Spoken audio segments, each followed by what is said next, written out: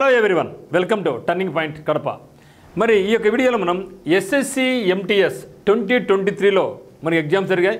మరి ఆ యొక్క ఎగ్జామినేషన్స్లో అనాలిసిస్ అంటే ఈ లెవెల్ ఆఫ్ ఎగ్జామినేషన్ ఏ విధంగా ఉంది, డిఫికల్ట్గా ఉందా, ఈజీగా ఉందా, మోడరేట్గా ఉందా, గుడ్ అటెంప్ట్స్ ఎన్ని ఉంటాయి, మరి అదేవిధంగా మనకు రోజు ఎన్ని షిఫ్ట్లు ఎగ్జామ్ జరుగుతాయి, షిఫ్ట్ యొక్క ఎగ్జామ్ యొక్క డేట్స్, టైమ్స్ ఇవన్నీ కూడా ఈ యొక్క వీడియోలో మీకు క్లియర్ కట్గా చెప్తాను. చూద్దాం.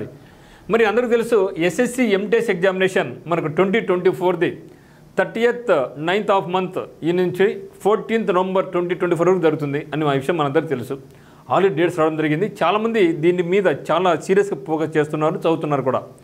మరి ఈ యొక్క సమయంలో డైలీ ఎన్ని షిఫ్ట్ ఎగ్జామ్ జరగబోతున్నాయి, షిఫ్ట్ యొక్క టైమింగ్స్ ఎట్లా ఉంటాయి, గుడ్ అటెంప్ట్స్ ఎన్ని ఉన్నాయి, strictly based on last year. So last year 2023లో మనకు కూడా ఎగ్జామ్ జరిగింది, ఎంటీఎస్ అండ్ హవాల్దార్ ఎగ్జామ్ జరిగింది. సో దాన్ని బేస్ చేసుకుని టోటల్గా దీనికి అనలైజ్ చేసుకుని చూద్దాం. మరి ఈ యొక్క ఎగ్జామినేషన్ ఎస్ఎస్సి ఎంటీఎస్ హవాల్దార్ అనేది ప్రతిరోజు 3 షిఫ్ట్లు ఎగ్జామ్ జరుగుతుంది. సో అందరికీ తెలుసు మనకు సెషన్ 1 ఉంటుంది, సెషన్ 2 ఉంటుంది. సెషన్ 1 వచ్చేసి మనకు 45 minutes టైం ఉంటుంది, సెషన్ 2 వచ్చేసి మనకు 45 minutes టైం ఉంటుంది. రెండు కూడా సైమల్టేనియస్గానే వేరు కలిపే జరుగుతాయి. అయితే ఫస్ట్ షిఫ్ట్ యొక్క రిపోర్టింగ్ టైం ఎప్పుడు ఉంటుందంటే మార్నింగ్ 7:45కి రిపోర్ట్ చేయాల్సి ఉంటుంది. ఓకే, మార్నింగ్ 7:45 నుంచి 8:30 ఫస్ట్ షిఫ్ట్లో రిపోర్ట్ చేస్తే ఎగ్జామ్ స్టార్ట్ అయ్యేది 9 నుంచి 10:30 వరకు. అంటే మీరు 8:30 పైన పోతే ఎగ్జామినేషన్లోకి ఇంకా అలో చేయరు. సో ఎటువంటి ప్రశ్న సరే మీరు 8:30 కల్లా వాళ్ళు రిపోర్ట్ చేయాల్సి ఉంటుంది. సో 9 నుంచి 10:30 వరకు మనకి ఎగ్జామ్ జరుగుతుంది, అంటే 1.5 hour ఎగ్జామ్ జరుగుతుంది. సో 10:30కి అయిపోయి వాళ్ళు బయటకు వచ్చిన వెంటనే సెకండ్ షిఫ్ట్ రెడీగా ఉండాలి. వాళ్ళకు 10:30కి లోపలికి ఎంట్రీ ఉంటుంది. 10:45 నుంచి 11:30 వరకు రిపోర్టింగ్ టైం ఉంటుంది సెకండ్ షిఫ్ట్ వాళ్ళకు.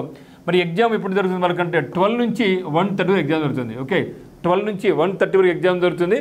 సో 1:30కి అయిపోయిన తర్వాత వాళ్ళు బయటకు వచ్చిన వెంటనే థర్డ్ షిఫ్ట్లో రెడీగా ఉంటారు. వీళ్ళు వచ్చి 1:45 నుంచి 2:30 వరకు రిపోర్ట్ చేయాలి.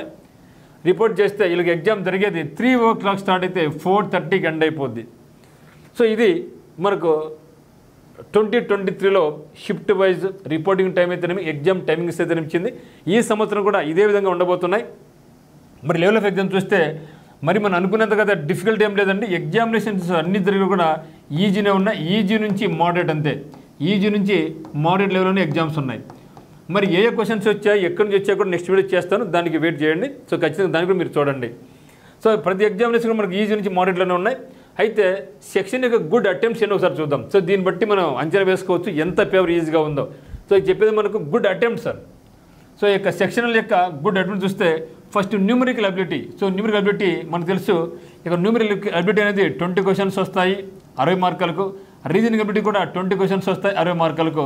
ఇచ్చే టైం ఎంతంటే మనకు 40 minutes టైం ఇవ్వడం జరుగుతుంది. అయితే న్యూమరికల్ అబిలిటీ అనేది మనకి ఏం చెప్పినాం, 20 క్వశ్చన్స్ కదా. సో 20కి 18 నుంచి 20 చేసుకోవచ్చు.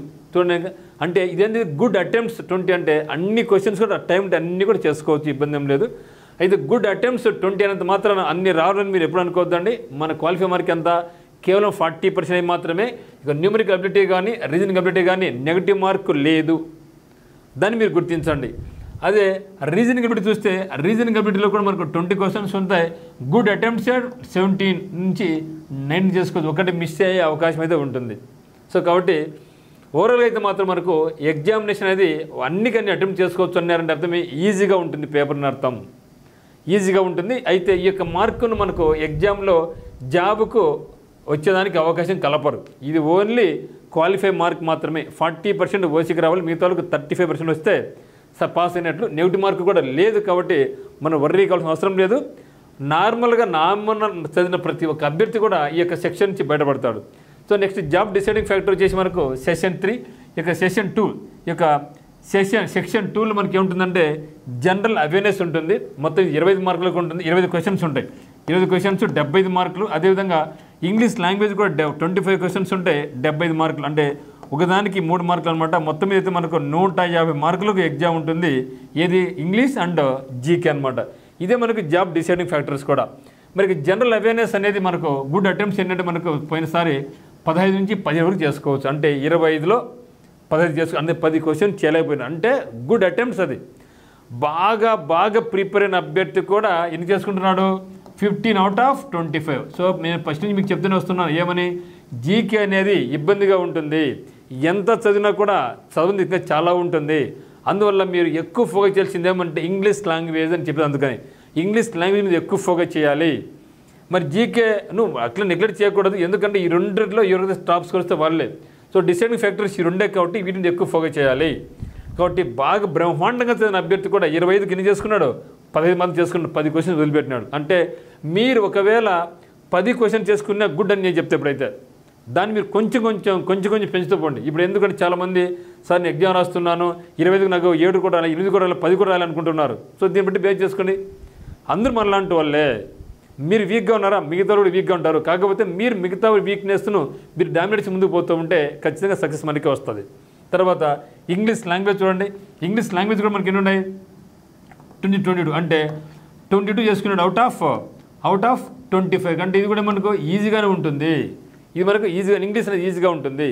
సినానిమ్స్ అయితేనేమి, ఆంటోనిమ్స్ అయితేనేమి, వన్ వర్డ్ సబ్స్టిట్యూషన్స్ అయితే, ఇడియమ్స్ ప్రైజెస్ అయితేనేమి, ఇవన్నీ కూడా మోక వీడియోలు. అంటే గతం 2023లో మ్యాథమెటిక్స్ మీద ఏమొచ్చింది, రీజనింగ్లో ఏమొచ్చినాయి, ఇంగ్లీష్లో ఏమొచ్చినాయి, జీకేలో ఏమొచ్చినాయి కూడా మీకు క్లియర్ కట్గా చెప్తాను. నెక్స్ట్ వీడియోలో చెప్తాను అన్నీ కూడా. సో కాబట్టి మనకేమంటే మీరు ఎక్కువ ఫోకస్ చేయాల్సింది ఏమంటే general awareness and general English. దీంట్లో ముఖ్యంగా మీరు బాగా ఫోకస్ చేయాల్సింది ఇంగ్లీష్. ఎందుకంటే ఇక్కడ మీరు ఎంత బాగా చదివితే మీకు స్కోర్ అంత ఇంప్రూవ్ అవుతుంది. జీకేలు ఎంత చదివినా కూడా మీకు స్కోర్ ఇంప్రూవ్ అయ్యే అవకాశం చాలా తక్కువ ఉంటుంది. కాబట్టి first preference give for English language. నా ఇంగ్లీష్ రాదనే ఫీల్ నుంచి బయటపడండి. ఆ యొక్క ఫోబియా నుంచి బయటకు వస్తే ఈజీగా వస్తుంది. సో ఆంగ్లోఫోబియాలో ఉన్నాం మనం. సో ఆంగ్లోఫోబియా వాటి meaning anglophobia, fearness about English language. So ఆ నుంచి బయటపడితే చాలు. సో ఇదనమాట. సో మనకు ఎగ్జామినేషన్స్ 30/09/2024 నుంచి 14th November 2024 వరకు ఎగ్జామ్ జరగబోతున్నాయి. ఇది లాస్ట్ ఇయర్లో వచ్చింది. సో ఈసారి కూడా సేమ్ ఆర్ లెస్. సో ఇదే విధంగా ఉండే అవకాశం అయితే ఉంటుంది. మనకి ఎగ్జామ్ టైం కూడా ఉంది కాబట్టి కొంచెం బాగా ప్రిపరేషన్ కండి. మీరు ఒకవేళ ముందు ఒక వీడియో మనం ఎస్ఎస్సి ఎంటెస్ మొదటి ప్రయత్నంలో విజయం సాధించిన ఎలా వీడియో చేయడం జరిగింది. సో దాన్ని ఒకసారి చూడండి. దాని లిమిటేషన్ సిలబస్ సబ్జెక్ట్స్ ఏముంటుంది చేయడం జరిగింది. చేసిన వల్ల కేవలం క్వాలిఫై మార్క్ మాత్రమే చాలా ఈజీగానే ఉంటుంది. సో ఇది చూసుకున్న తర్వాత మీకు గతంలో ఏమేమైతే జరిగినాయో అంటే జీకేలో ఏమి టాపిక్స్ వచ్చినాయి, రీజన్లో ఏమి టాపిక్స్ వచ్చాయి, అర్థమెటిక్లో ఏమి టాపిక్స్ వచ్చాయి, ఇంగ్లీష్ ఏమి టాపిక్స్ వచ్చాయి కూడా నెక్స్ట్ వీడియో ఫాలోస్ అవుతుంది. సో మనకు టర్నింగ్ పాయింట్ కోచింగ్ సెంటర్ నందు మనకు ఎస్ఎస్సి సీజీఎల్ కానీ ఎంటెస్ కానీ జీడీకి బ్యాచ్ జరుగుతూ ఉంది. అదే మాదిరిగా ఆర్ఆర్బీకి అయితే NTPC, group D, RPF batch జరుగుతుంది.